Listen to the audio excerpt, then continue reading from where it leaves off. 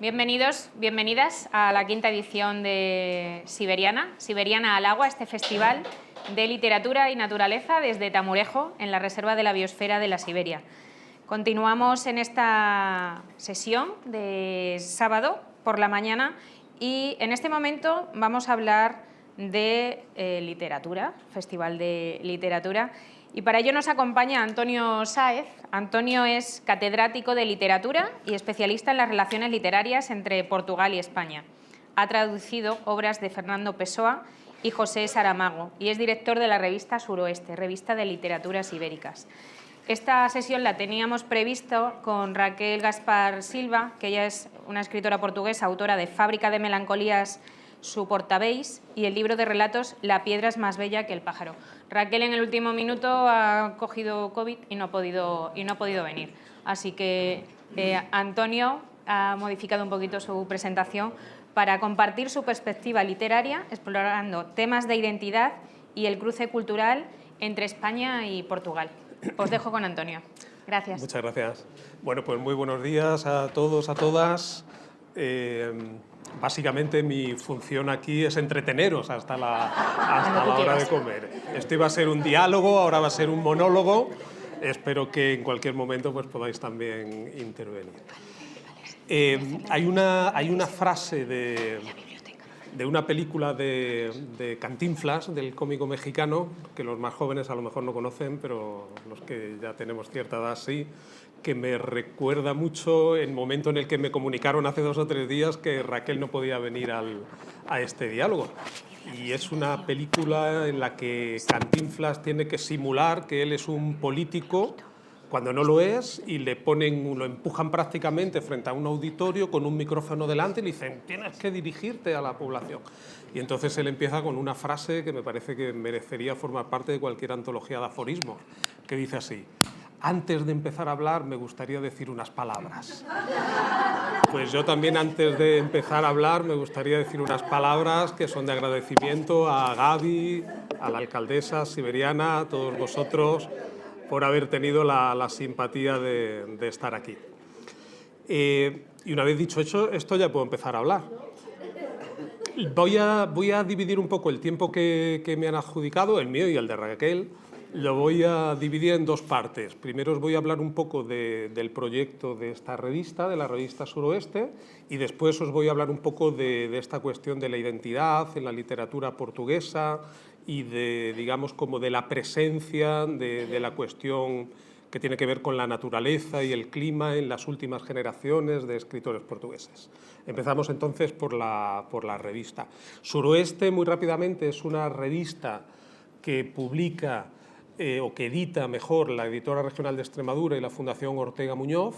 Se hace desde Badajoz y es una revista anual que tiene como subtítulo Revista de Literaturas Ibéricas. Es decir, en esta revista publicamos textos inéditos, mayoritariamente inéditos, de escritores en portugués, en gallego, en castellano, en euskera o en catalán. Todos ellos en versión original sin traducción, con la excepción del vasco. En el vasco sí pedimos una traducción, normalmente a castellano o a portugués. ¿Cuál es el objetivo de esta revista? Pues digamos que es algo que no inventamos en Suroeste. La revista nace en 2010, es anual, estamos preparando, ahora ultimando el número 14, y el objetivo es algo que es tan antiguo como que tiene casi un siglo. Hace un siglo es conocido que Unamuno le dijo a Maragall: ¿por qué no hacemos una revista en la que son las 3 lenguas más importantes de la península, en portugués, en castellano y en catalán? Y llegaron a pensar en la posibilidad de hacer esa revista en la que, decía Unamuno, cualquier lector culto puede leer en estas 3 lenguas. Fernando Pessoa, hace exactamente un siglo, al principio de los años 20, escribió que las revistas en varios idiomas no tenían sentido, salvo si esos idiomas fuesen el portugués y el castellano. Y él también soñó con la posibilidad de crear una revista que él pensó titular Iberia, en la que hubiese, Iberia curiosamente como también había pensado Unamuno en bautizar con Maragall esa revista, una revista en la que pudiese haber textos en portugués y en español. Esto es algo que que durante el siglo XX va rodando a través de varios proyectos.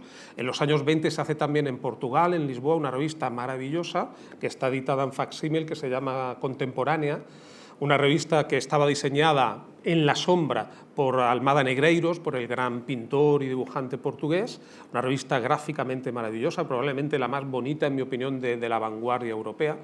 Y en esta revista, que era fundamentalmente de escritores portugueses, también hay digamos que una afición especial por introducir escritores españoles. Tanto fue así que llegaron en los medios de comunicación portugueses, llegaron a acusar a la revista de estar vendida al oro de España. Le decían, estáis vendidos a España y tal. Es decir, siempre ha habido como una genealogía de revistas ibéricas interesadas por mostrar lo que se hacía en el ecosistema de la península ibérica. La revista española por excelencia en ese sentido pues fue la Gaceta Literaria. Entre el año 27 y el año 32, Ernesto Jiménez Caballero y Guillermo de Torre publican la Gaceta Literaria, conocidísima revista, que durante un tiempo publicó también un cuaderno llamado Gaceta Portuguesa y otro llamado Gaceta Catalana. ¿Qué sucede ante ese bonito proyecto de hermanamiento? Pues que luego Ernesto Jiménez Caballero, el director de la publicación, entra en una deriva fascistoide, digamos, por no decir fascista, a partir de 1929-1930, y aquello acaba como el Rosario de la Aurora. Es decir, lo que era un objetivo de intentar hermanar, acercar esas tres literaturas, acaba convirtiéndose en un intento activo y beligerante de Guillermo de Torre también, y de Ernesto Jiménez Caballero por imponer el castellano como la lengua central de toda la península ibérica. Esto es algo que aún hoy, en cierto modo, continúa. Cuando salimos de España, cuando vamos a América muchas veces, en cualquier ámbito, tanto en el ámbito de la educación, en las universidades, como en el ámbito cultural, y se habla de la península ibérica, parece que estamos hablando de España y del español solo, ¿no? De la lengua española. Desde Suroeste, lo que hemos querido hacer es poner en pie de igualdad todas las culturas y todas las expresiones lingüísticas de la península. Es decir, publicamos en la sección de poesía, en la sección de narrativa, en la sección de ensayo, textos en todas esas lenguas, y a pesar de que muchas de las personas que colaboramos somos traductores, hemos optado por que no haya traducción. ¿Por qué? Porque pedimos, un poco a la manera unamuniana, al lector de Suroeste que haga el pequeño esfuerzo de leer en catalán o de leer en gallego, de leer en portugués, como una especie de, si me permitís, también de mínimo símbolo del trabajo de acercarnos al otro, de acercarnos al que habla otra lengua, al que tiene otra cultura. Ese es un poco el proyecto de Suroeste. Es una revista, como digo, que es de carácter anual, tiene unas 200 páginas, aproximadamente unos 30-35 autores por número, es decir, ya estamos cerca de 500 colaboradores en la revista Suroeste, y se trata de crear algo así como una red informal de personas, de cómplices de este proyecto de intentar conocer mejor todas las culturas peninsulares. Desde Suroeste nos sentimos, y yo particularmente, un auténtico privilegiado no solo de vivir junto a Portugal. Una vez le preguntaron a Eugeni d'Ors, al catalán, le preguntaron un intelectual centroeuropeo que iba a visitar España, le dijo, voy a visitar España, ¿qué es lo mejor? ¿Qué me recomiendas visitar en España? Solo tengo 3 días. Y le dijo, visita Portugal. Porque pues, yo también me siento un privilegiado de vivir junto a la frontera portuguesa y al mismo tiempo de compartir un espacio, el de la península, con tal variedad de lenguas y de culturas. Creo que esto que nos han enseñado a muchas generaciones de españoles, a que esto era casi algo que había que ocultar, que había que apagar. En nuestros libros de literatura, cuando estudiábamos, al menos los de mi generación, la literatura catalana, gallega, vasca, venían al final del libro casi ocultos, donde nunca se llegaba en el programa, y sin embargo pues creo que es algo pues, que debería presentarse de otra manera completamente diferente, como algo de lo que sentir orgullo y algo que pertenece al patrimonio colectivo de todos, ¿no? En Suroeste también hacemos unos cuadernillos de colaboraciones artísticas, normalmente de un autor portugués y de uno español, que van también al mismo tiempo pues, conformando una pequeña colección para aquellos que le interesa el mundo de las artes plásticas. Ese es el proyecto de Suroeste. Tenemos 3 revistas para regalar a 3, podemos hacer luego una rifa, como hace el Brujo en sus obras teatrales y tal. Y luego, si alguien tiene la simpatía de gastarse 10 o 12 euros que vale, pues en las librerías está a la venta. Ese es el proyecto de Suroeste. Y el proyecto Suroeste es también heredero, y ahora paso a la segunda parte de la presentación, es heredero de alguna manera, de una manera de entender las relaciones ibéricas. Y aquí sí pido si me podéis poner una forma de entender las relaciones ibéricas. Ayer hablábamos mucho, y hablaba mucho con Óscar y con otras personas que estaban, sobre la relación entre España y Portugal. En cualquier foro en el que hablemos, y yo por suerte o por desgracia voy a muchos, sobre las relaciones entre España y Portugal, empezamos siempre diciendo no se conocen, España y Portugal no se conocen, España y Portugal, uno mira hacia Europa, otro mira hacia Inglaterra, no hay una entente cordial entre los dos, no hay una relación de conocimiento y de interés entre los dos. En Portugal se dice mucho, o se decía, ya no tanto, una especie de proverbio popular que decía, traducido sería, de España ni buen viento ni buen casamiento. Es decir, como que todo lo que venía de España era negativo, ¿no? En Portugal se quejan mucho en el aspecto del agua, de la hidrología. Claro, en España solo nos dais agua cuando sobra, cuando no, cortáis con los pantanos, ¿no? Que es algo muy simbólico. Realmente España tiene la llave de las paredes de los ríos, ¿no?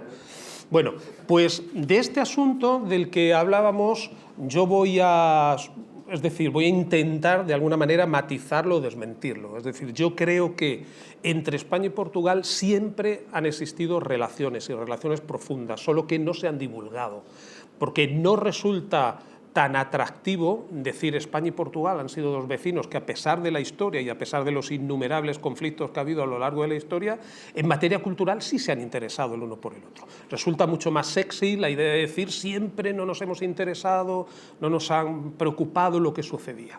Fijaos, a finales de los años 70 vivía en Madrid uno de los mejores poetas portugueses del siglo XX, un señor que se llamaba Rui Belo. Rui Belo fue profesor de portugués en la Complutense de Madrid y a finales de los años 70 escribió desde Madrid un libro que, por cierto, también tiene título acuático. Aquel grande río Éufrates, se llamaba el libro, aquel gran río Éufrates. Y en ese libro, en el prologuito, en el prefacio que pone, dice la siguiente frase, dice: Madrid es una de las ciudades del mundo más distantes de Lisboa, más lejanas de Lisboa. Esto se publica en el año 81. Madrid es una de las ciudades del mundo más lejanas de Lisboa. Y en el año 83, solo 2 años después, cuando publica sus memorias Luis Buñuel, dice lo siguiente, en un entresacado dice: Portugal es un país que para los españoles está más lejos que la India. Más lejos que la India. Es decir, esta idea que aparece en Rui Belo y que aparece también en Buñuel de la relación entre España y Portugal, vecinos, marcada por un concepto que es la distancia. La distancia. Distancia entre Madrid y Lisboa, distancia entre España y Portugal. Es muy curioso, porque esa idea de la distancia se va a reproducir y se va a multiplicar en muchísimos escritores españoles y portugueses del siglo XX, que hablan de la distancia que es evidentemente un eufemismo para decir la diferencia, un eufemismo de diferencia, no es otra cosa. Unamuno habló también de que entre España y Portugal existía, en fin, una relación conflictiva, decía él, porque los españoles somos muy soberbios cuando miramos para Portugal y los portugueses son muy quisquillosos, es decir, están siempre como sospechando de los españoles. Pero yo creo que quien da un poco en la clave es Clarín. Clarín tiene una frase que es terrible, cruel, pero muy esclarecedora, que dice lo siguiente: si en España sabemos poco o nada sobre Portugal, la razón es muy sencilla, es porque sabemos poco o nada sobre cualquier otro país del mundo. Esto dice Clarín. Y tiene mucho de verdad y mucho que ver con la raíz de esta especie de desencuentro erosionado por el tiempo en los imaginarios culturales de Portugal y de España. la literatura española durante muy buena parte del siglo XX, prácticamente desde toda la primera mitad del siglo XX, se empeña, y de hecho el conflicto de la Gaceta Literaria con Portugal fue por esto, se empeña en que la literatura hegemónica internacionalmente en Europa no debe ser la francesa, como era, sino la española, es decir, la española debía. Y entonces, por ejemplo, en el ámbito de la Gaceta Literaria, Ernesto Jiménez Caballero le dice a los portugueses que colaboraban: dejaos ya de copiar a los franceses, nos tenéis que copiar a los españoles. O Guillermo de Torre amplía todo ese discurso al ámbito iberoamericano, hace un editorial en la Gaceta Literaria que se llamaba Madrid, Meridiano Intelectual de Iberoamérica, en el que dice que qué hacen los escritores latinoamericanos fijándose en París cuando deben fijarse en Madrid, ¿no? Esta especie de madrileñocentrismo, de centralismo madrileño, se propaga un poco hacia la visión que querían transportar de España hacia todo el contexto y acaba por manifestarse muy claramente en la relación con Portugal. Y aquí llega el cine, si puedo. Fijaos, estos son los dos libros fundamentales de la literatura española y de la literatura portuguesa: Os Lusíadas de Camões y Don Quijote de la Mancha. Creo que esto es incontestable. Los dos libros, si me permitís decirlo así, fundacionales de nuestro universo mítico de la literatura de los dos países. Dos libros que se escriben en el mismo momento de la historia, en la misma fase de la historia, en la misma península. Y son dos libros, curiosamente, que comparten una característica esencial, que es el viaje. Si entendemos o si aceptamos que el Quijote es un libro de viaje, es decir, Sancho Panza y Don Quijote básicamente están deambulando, están moviéndose por un escenario que, como todos sabemos, es La Mancha, y bueno, lo más exótico es llegar a Barcelona y ver el mar. Y todos recordaréis pues el asombro de Don Quijote, esas escenas maravillosas cuando encuentra el mar y le parece aquello deslumbrante, ¿no? El libro de Camões es también un libro de viajes, pero es un libro de viajes radicalmente diferente. Es decir, el libro de viajes de Camões, Os Lusíadas, es una epopeya ultramarina en la que cuenta toda una travesía oceánica para salir de Portugal y llegar a la India. Es decir, todo, prácticamente, no todo, pero prácticamente todo se desarrolla en el agua, en un barco. Se desarrolla luchando contra tempestades, luchando contra piratas, luchando contra monstruos que aparecen. Es decir, dos libros de viajes en el mismo momento histórico, en la misma península, que se han de transformar en los referentes internacionales inmediatos de las dos literaturas. Uno de ellos, protagonizado por un señor muy alto y un señor muy gordo que vagabundean por un terreno seco y que cuando llegan al mar les parece algo extraordinario, y otros que viven toda su aventura magnífica en el mar viajando y enfrentándose a mil peligros. Es decir, dos concepciones completamente diferentes desde el punto de vista cultural.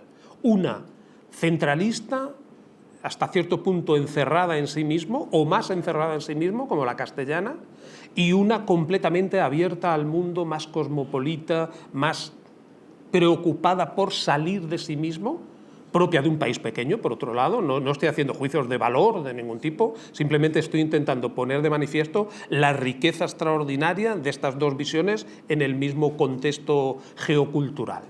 Bueno, pues a partir de aquí creo que hay que entender también las relaciones entre la literatura portuguesa y española.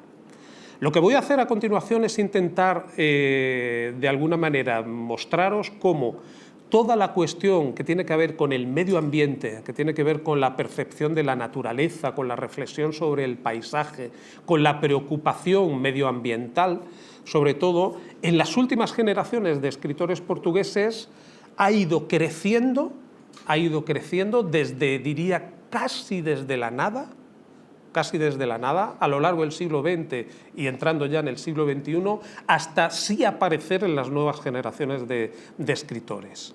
Y os voy a intentar mostrar cómo aparece esa preocupación climática, porque aparece con muchos matices también, incluso entre el pequeño puñado de escritores portugueses preocupados en su obra literaria por esta cuestión.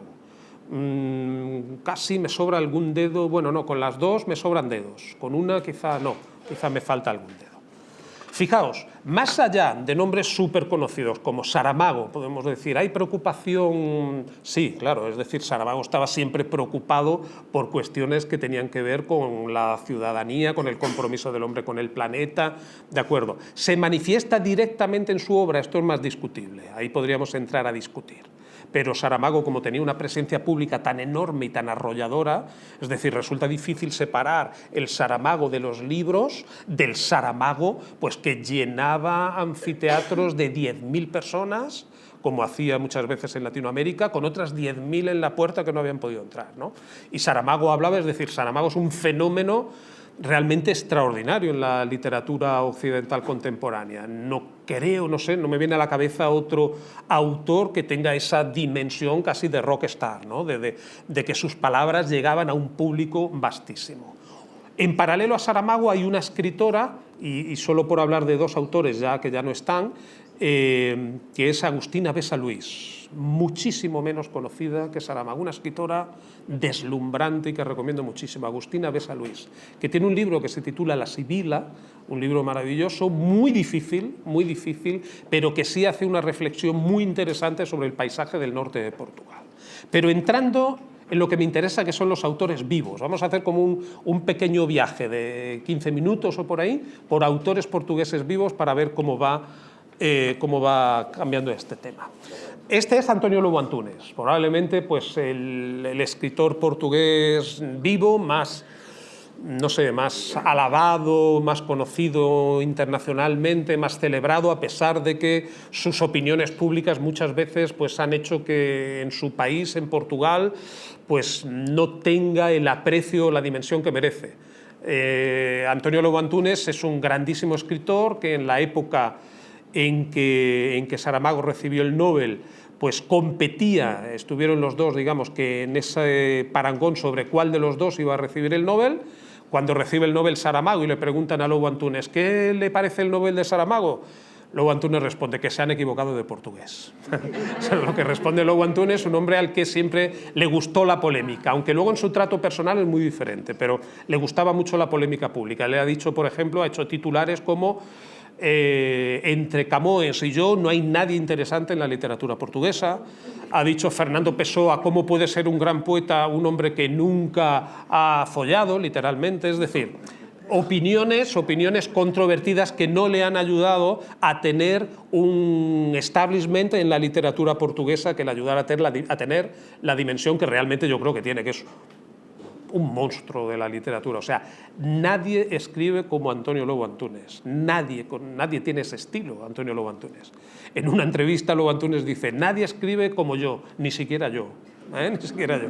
Bueno, pues en António Lobo Antunes no vamos a encontrar prácticamente nunca la preocupación por las cuestiones climáticas, las cuestiones del paisaje, es decir, en la obra muy abundante de más de 40 títulos de novelas de António Lobo Antunes, la gran preocupación que vamos a tener es la preocupación inherente a esa generación de escritores portugueses, que es la cuestión colonial, la cuestión de la guerra colonial. Pensad que Portugal vive una guerra colonial entre el año 61 y el año 74, 13 años de guerra colonial, mantenida en 3 países en paralelo, en Angola, en Mozambique y en Guinea-Bissau.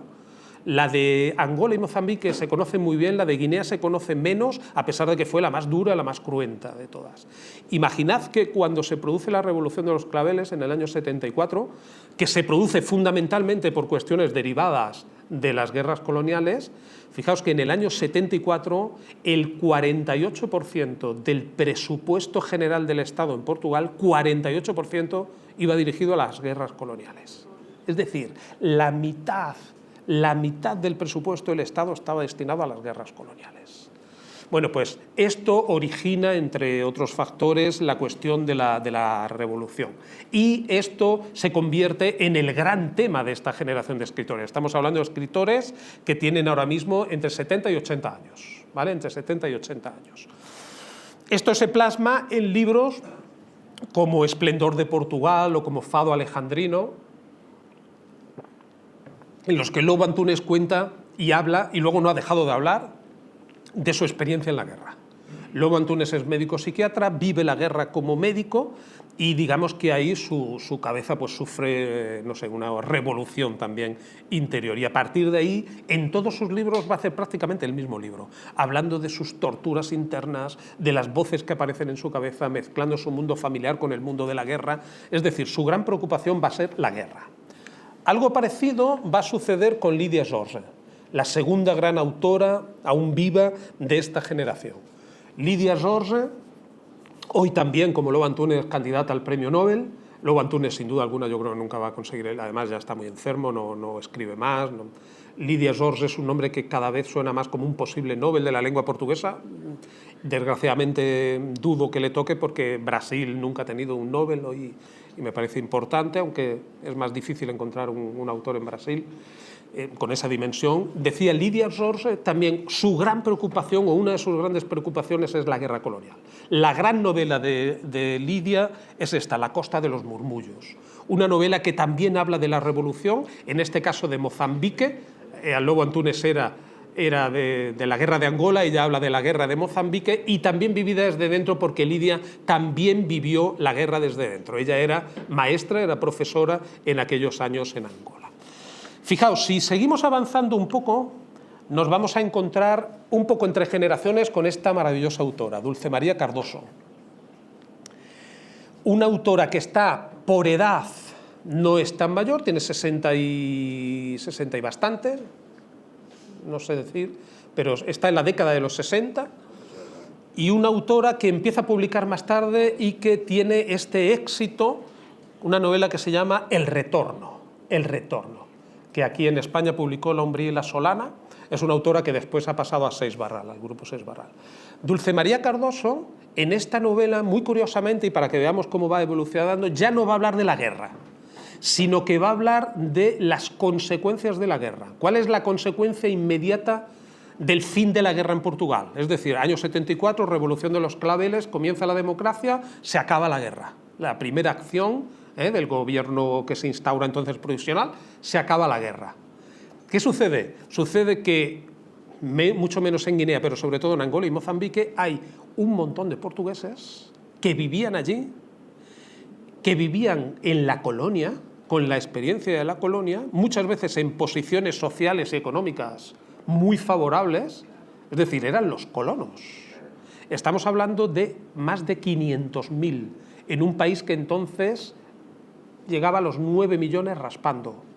Esos 500.000 ciudadanos portugueses tienen que regresar a Portugal. Regresan a Portugal.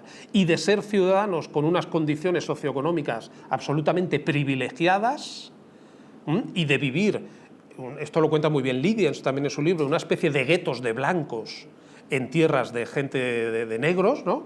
Solo relacionándose con los blancos, iban a los grandes hoteles, las grandes comidas, viendo el atardecer, en fin, de tener este tipo de vida, tienen que volver a Portugal, donde no tienen nada, es decir, pasan a sufrir un declive social importante y donde además son mal mirados por los portugueses.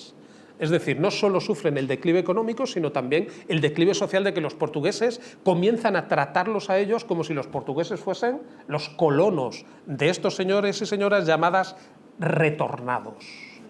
Aún hoy la historia los llama los retornados.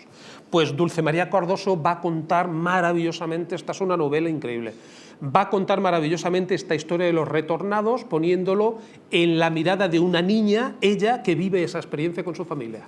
Ella retorna a Portugal siendo niña y va a contar toda esta experiencia. Es decir, pasamos del mundo de la guerra al mundo ya del retorno a Portugal.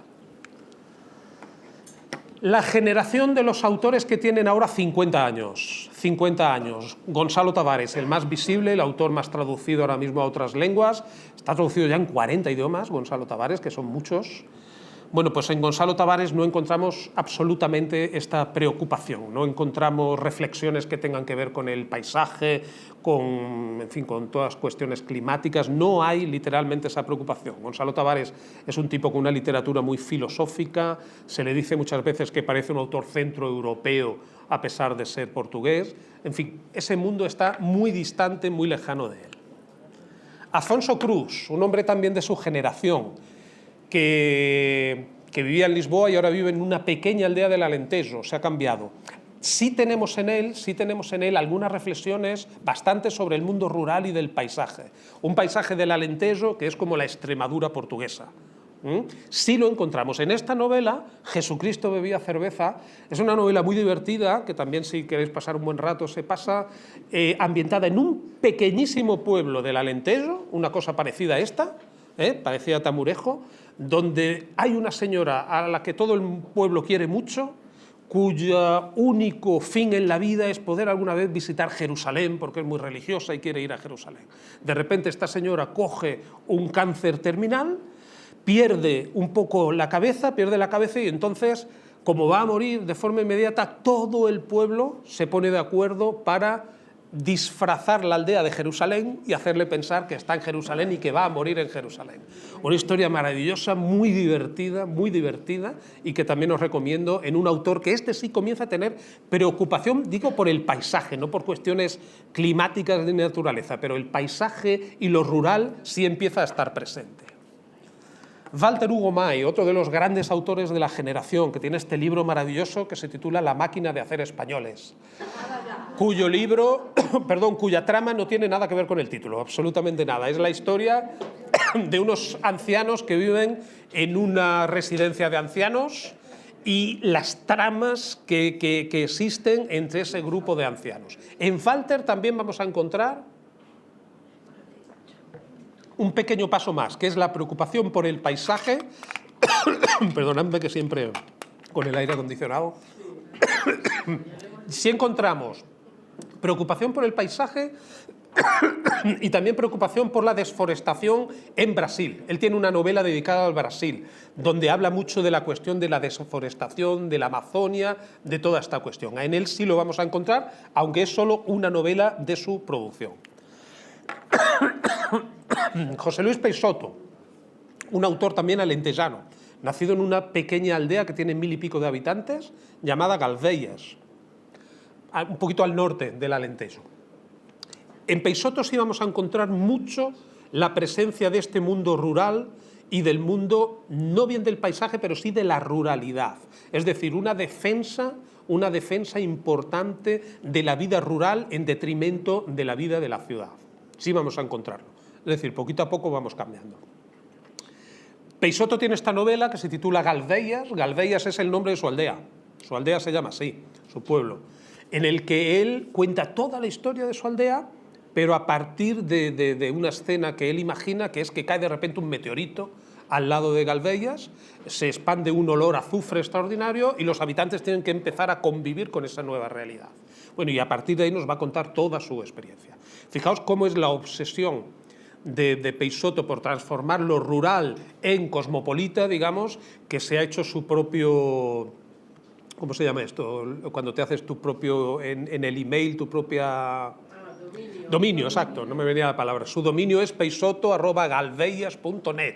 Es decir, ha convertido el nombre de su aldea en un dominio de Internet. Y es un autor que mezcla mucho esa cuestión rural con la cuestión cosmopolita, porque él es el que más viaja de los escritores portugueses, está absolutamente siempre viajando por el mundo, hace incluso para sus lectores, con una agencia de viajes en los que él acompaña a sus lectores a los lugares de los que hablan sus libros, lugares como Corea del Norte. Él ha ido varias veces a Corea del Norte, tiene un libro de viajes sobre Corea del Norte y hay una agencia que organiza viajes de personas a Corea del Norte con Peixoto, a Tailandia, en fin, a lugares muy interesantes. Llegamos a Rui Cardoso Martins, que en 2009, este es un poquito más joven ya, en 2009 publica este libro que sería algo así como Dejen paso al hombre invisible. Y aquí empezamos a ver algunas alteraciones. Este es un libro, una novela en la que se cuenta algo que en Portugal está muy presente hoy en día, que es una Lisboa arrasada por un tsunami en nuestros días. Digo que está muy presente porque en Portugal la cuestión ya no es si en Lisboa va a haber una inundación o no, sino cuándo va a ser la inundación. Es decir, se sabe que va a haber un terremoto y que provocará un tsunami y, en fin, ya los científicos hacen cuentas de en qué En fin, ¿en qué año será? Porque cada vez están concienciando más a la población de esta situación. Pues él parte de esa realidad. Una ciudad arrasada por el agua, arrasada por los incendios, y cómo los habitantes consiguen, de alguna manera, si lo consiguen, no os lo voy a decir, recuperar cierta normalidad en esa situación. De alguna manera, este es el libro que marca una especie de transición más inmediata hacia una preocupación climática en la literatura portuguesa. Y a continuación, en los minutillos que quedan, no os voy a fatigar mucho más, vamos a ver apenas muy rápidamente un puñado de autores más jóvenes en los que sí encontramos ya más claramente esa preocupación climática. El nombre fundamental o más importante es esta autora, Joana Bertolo. Joana Bertolo tiene una preocupación muy grande por la cuestión ambiental y por la cuestión del lenguaje. Ella publica fundamentalmente dos libros en los que aparece esto. El primero, Naturaleza urbana, en la que básicamente ella va a plantear una reducción de las diferencias entre el ser humano y los demás elementos que encontramos en la naturaleza. ¿Vale? Básicamente es lo que va a plantear esto. Esto es algo, a ver, explicado muy rápidamente, que proviene de la ecocrítica. Esto que se conoce como ecocrítica, que tiene este nombre rimbombante, es como una tendencia de la literatura anglosajona y también crítica, que se solidifica en los años 90 y que básicamente defiende esto, que el hombre no tiene por qué ser el centro del relato, sino que el hombre, como mucho, estará en igualdad con el resto de seres vivos de la naturaleza. Básicamente, la relación del hombre con el medio físico. Esto es lo que le interesa a la ecocrítica. La ecocrítica a partir, dicho en 30 segundos, ¿no? La ecocrítica a partir de los años 90 comienza a ganar más dimensión y comienzan a producirse esta serie de fenómenos. Muchas veces nos preguntamos por qué en España o en Portugal este tipo de literatura de naturaleza no tiene los fundamentos que tiene en el mundo anglosajón. Yo no sabría explicarlo, pero a lo mejor una de las causas o de los motivos es también la inversión que existe en ciencia en esos países. Es decir, aquí la inversión en ciencia es la que conocemos, y mientras que en el mundo anglosajón se invierte mucho en ciencia. Toda la cuestión de la ciencia va directamente vinculada con toda la cuestión climática, ¿no? Porque la ciencia se convierte en conocimiento para la población, no solo para ahí. En ecología, en ese otro libro, en la novela, ella imagina, fijaos, algo muy curioso, imagina un mundo donde todos los ciudadanos tuvieran que pagar por hablar, es decir, que cada palabra tuviera un precio, una especie de mercado del lenguaje, ¿Por qué? ¿De dónde viene esta idea? Esta idea le viene cuando ella conoce que algunas empresas norteamericanas empiezan a patentar las semillas. Es decir, la semilla, el elemento que los agricultores han tenido siempre como el origen de la alimentación humana, hay empresas que empiezan a patentarlas, es decir, a ganar pasta, a ganar dinero con este tema. Pues a partir de esa idea, ella genera esta novela en la que sucede lo mismo con las palabras. Hay que empezar a ver cuánto vale cada palabra para poderlas usar. Otro autor muy interesante que tiene que ver con el agua es João Reis. João Reis hace esta novela que se titula Cuadernos del agua, y en la que él también imagina, muy curiosamente es muy distópica, en la que él imagina Portugal perdiendo el agua de los ríos ibéricos. Este es otro fantasma que hay siempre en Portugal, ¿eh? Los españoles cortan el agua cuando les interesa y la dejan cuando están hartos de agua y nos inundan a nosotros, ¿no? Bueno, pues de repente los ríos de la península dejan de llevar agua a Portugal, Portugal pierde el agua, se convierte en un terreno infértil y a partir de ahí pierde su soberanía como país. Esa es la distopía que él imagina en esta novela, que es muy interesante. Es un autor que no es tan conocido, no ha tenido tanta divulgación, pero que es muy interesante y que lo recomiendo mucho. En el ámbito de la poesía, tenemos aquí José Miguel Silva. José Miguel Silva tiene este libro que se titula Últimos poemas. en el que básicamente reflexiona sobre la imposibilidad, un concepto que sería la imposibilidad del progreso infinito. Es decir, él plantea el progreso como algo que tiene un principio y un fin. Y no podemos pensar en el progreso como un camino infinito. Esto es básicamente lo que plantea él en este libro de poemas, que está publicado por una editorial muy pequeñita que se llama Averno y que no ha tenido gran repercusión, pero que es un libro muy interesante.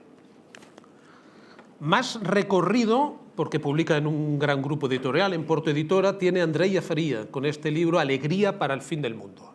Alegría para el fin del mundo. En la que habla de esas dos posibilidades, de esos dos conceptos. El fin del mundo, el apocalipsis, y la alegría. Intenta de alguna manera ponerlos en diálogo. Es muy curioso porque este libro incluso se autocritica a sí misma. Hay un poema del que he rescatado un fragmento porque señala de alguna manera, en su opinión, la contradicción interna inherente de toda la literatura que denuncia el colapso climático. La contradicción interna de todos los que escribís en esa dirección. Y lo dice en este poema. No es mi opinión, es la suya. Dice, un poema suyo, es un poco obsceno escribir libros en los tiempos que corren, que ningún árbol se derribe para las hojas del poeta.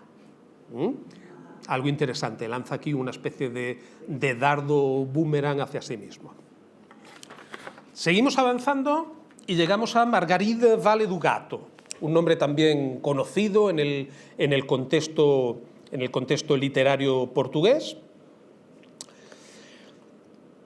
no tanto quizá por su poesía, la presencia de la naturaleza, sino por esta antología que ella hace de poetas portugueses y anglosajones relacionados con la naturaleza. Es decir, que vinculan escritura y acción ambiental. Arrasan los británicos, arrasan los anglosajones mejor. A portugueses hay un pequeño número, pero ella ha querido juntar esas dos tradiciones. Es muy curioso, para finalizar, además creo que ya no tengo más imágenes, para finalizar ya simplemente voy a leer 2 o 3 opiniones de estos autores, de esta nueva generación, que sí manifiestan en su obra una clara vocación de lucha, por decirlo así, o de denuncia anticlimática, etcétera.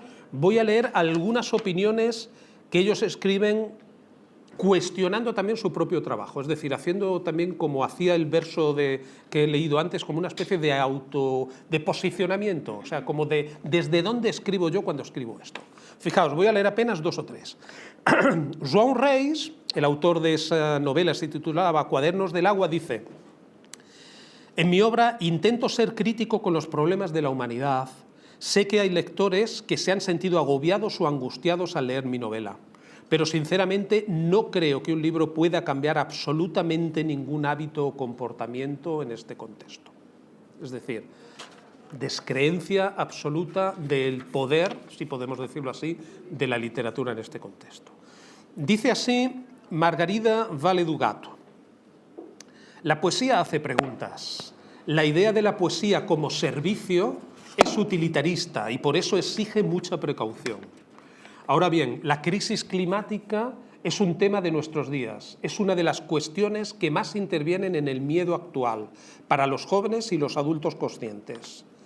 Si la poesía es un lugar donde jugar con ansiedades y crisis, está claro que la crisis climática deberá aparecer. Y por último, Andreia Faria: no creo en la obligatoriedad de tratar poéticamente el tema climático o cualquier otro tema. Eso convertiría los poemas en meros ejercicios sin fundamento o en propaganda, prestando un mal servicio a la causa. Es decir, existe la preocupación, existe el ámbito, el contexto, la temática. Digamos que el compromiso que ellos adquieren está fuera de etiquetas, está fuera de compromisos vinculantes directamente con la causa. Esto es algo que puede ser un elemento de reflexión.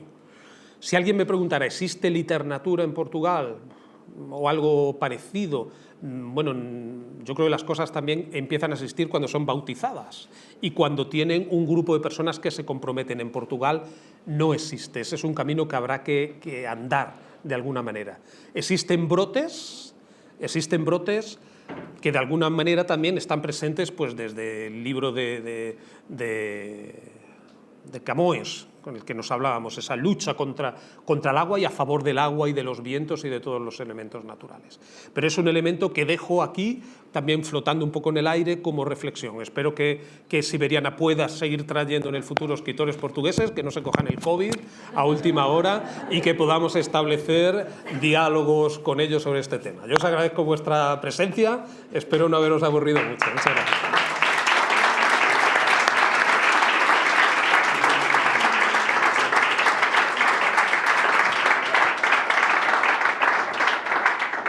Gracias, Antonio, por esta exposición y esta visión entre España y Portugal.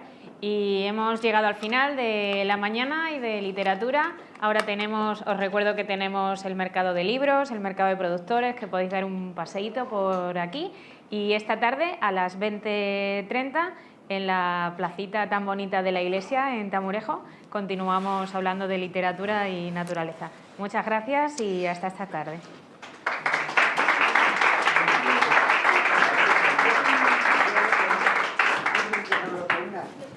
Alguien que no tenga las revistas...